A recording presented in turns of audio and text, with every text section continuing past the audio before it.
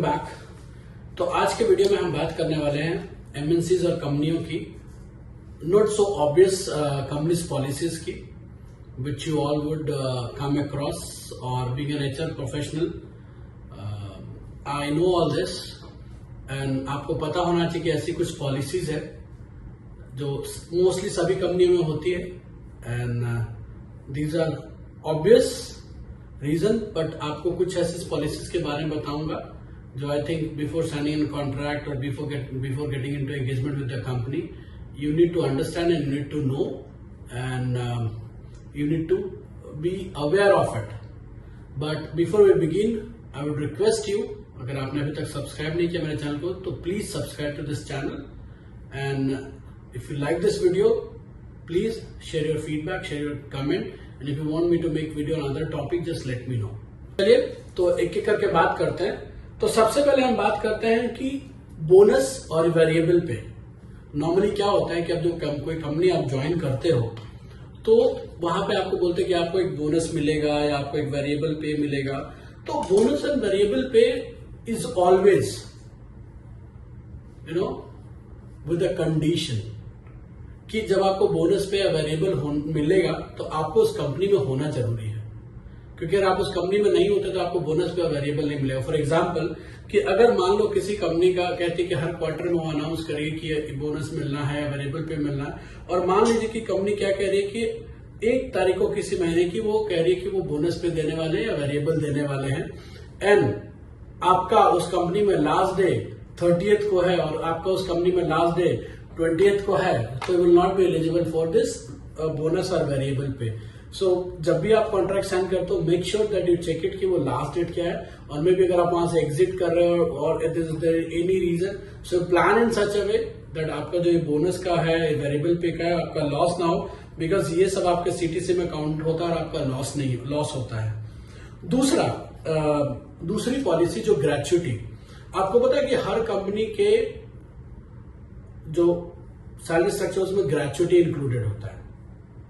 अब ग्रेच्युटी क्या है कि ग्रेच्युटी आपको तभी मिलेगी जब आप कंपनी में 5 साल का टेन्योर कंप्लीट करोगे, उसके बाद ही आपको ग्रेच्युटी मिलेगी। लेकिन अगर आप उससे पहले छोड़ते हो तो क्या, तो अगर आप उससे पहले छोड़ते हो तो वो ग्रेच्युटी आपको नहीं मिलेगा और पूरा पैसा कंपनी खो जाएगा।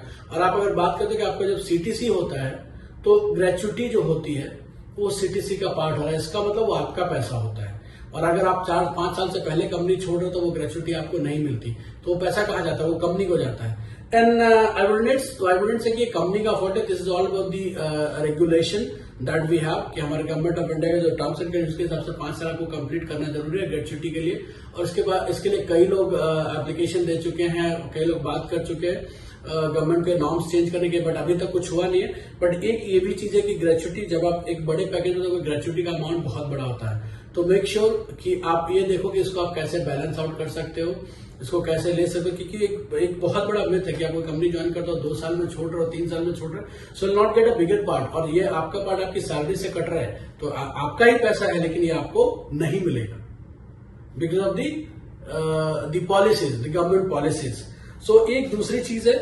तीसरी चीज की हम बात करते हैं कि लॉकिंग पीरियड। अब क्या होता है कि मान लीजिए आप कोई कंपनी ज्वाइन कर रहे हो, आप कोई भी कंपनी ज्वाइन कर रहे हो तो उसमें क्या होता है दे सेड कि आपको कोई ज्वाइनिंग बोनस मिलेगा या कोई वेरिएबल पे मिलेगा या फिर कोई बोनस होता है। मान लीजिए उन्होंने कहा कि ठीक है आपका 20 लाख का पैकेज है, उसमें आपका 5 लाख में आपको ज्वाइनिंग बोनस देंगे। अब वो कहते हैं कि 5 लाख का ज्वाइनिंग बोनस देंगे, बट आप क्या कहते हो ठीक है चलो 20 लाख दे रहा, 15 लाख ही मिल रहा, 5 लाख का ज्वाइनिंग बोनस है। बट आप बिना पढ़े आप इस चीज को जरूर पढ़ो क्योंकि उसमें लॉकिंग पीरियड है कि भाई कितने दिन कंपनी में रहेंगे तो आपको ज्वाइनिंग बोनस मिलेगा, 6 महीने बाद मिलेगा, 1 साल बाद मिलेगा, 1.5 साल बाद मिलेगा, कब मिलेगा joining bonus.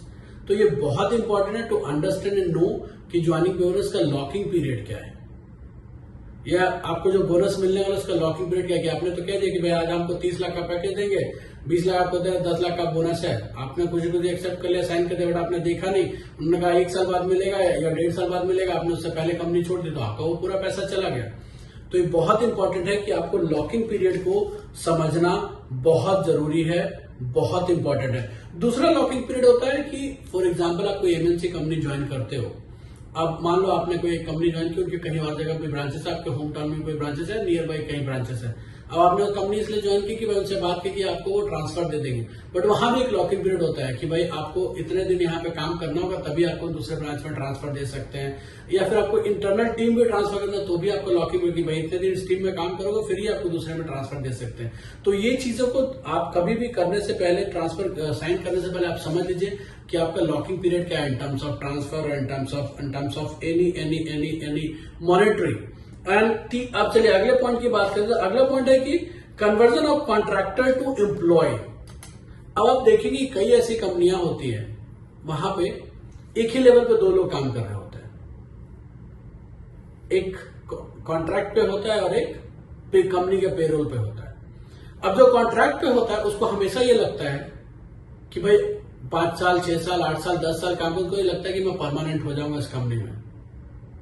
But let me tell you, ये एक बड़ा मिथ है, क्योंकि जो भी कंपनी कॉन्ट्रैक्ट पे आपको यहाँ सप्लाई करे इस कंपनी में, बट मान लीजिए कंपनी ए है और कंपनी बी को कॉन्ट्रैक्ट पे एम्प्लॉय दे रही है, तो ए और बी के बीच एग्रीमेंट होता है। उस एग्रीमेंट में ऐसा होता है कि वो ए के एम्प्लॉय जो है वो बी वाला हायर नहीं कर सकता, maybe for certain period of time, और maybe never they can hire if you are employ at A, the B will never hire you even if you leave that A company at least for उनका एक period की 2 साल या 1.5 साल आपको वो higher नहीं करेंगे।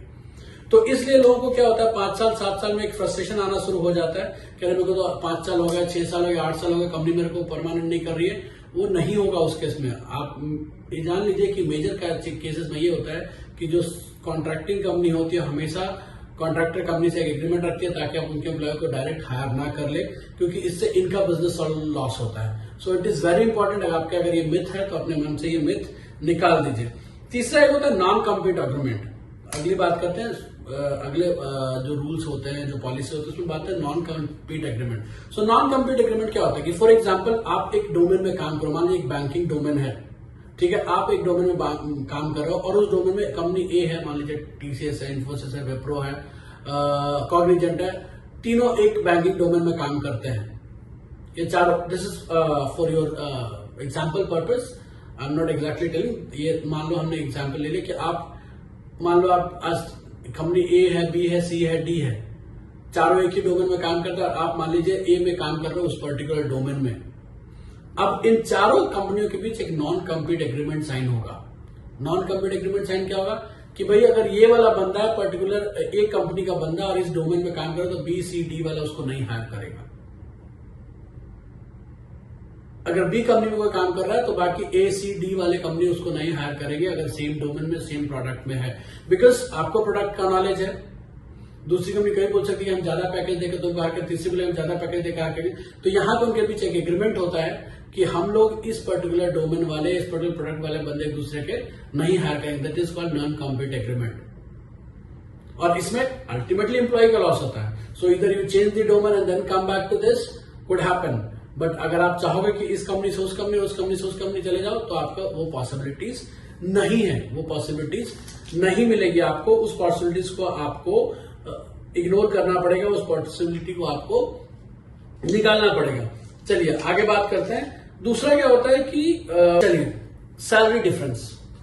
तो हम सैलरी डिफरेंस की बात करते हैं कि हो सकता है सेम रोल के लिए, और ये हमेशा होता है इंडस्ट्री में, तो these are companies policy, not so obvious as I said, कि एक ही पोजीशन में काम करने वाले दो लोगों की सैलरी अलग अलग होती है। फॉर एग्जाम्पल अगर कोई आईआईटी से आया हुआ है तो उसका पैकेज अलग होगा, कोई नॉर्मल कॉलेज से आया तो उसका पैकेज अलग होगा। मान लीजिए किसी को लेटर है कि पहले से उसका 10 लाख का पैकेज है तो उसको हायर किया हुआ तो उसका अलग पैकेज होगा। तो एक ही लेवल पे काम करने वाले 10 लोगों का पैकेज अलग अलग हो सकता है, और होता है, हो सकता नहीं होता है। तो ये भी एक कंपनी की पॉलिसी है जहां पे जब सब लोग सेम काम करें, सेम ही टीम है, तो फिर भी पैकेज के वेरिएशंस होते हैं। So this is also one of the thing. एक ऐसी कंपनीज की पॉलिसीज है जो नॉर्मली मुझे लगता है कि शायद बदलनी चाहिए, क्योंकि एक ही चीज के लिए आईआईटी वाले को अलग पैकेज, लोकल कॉलेज वाले को अलग पैकेज, एक्सपीरियंस वाले को अलग पैकेज क्यों,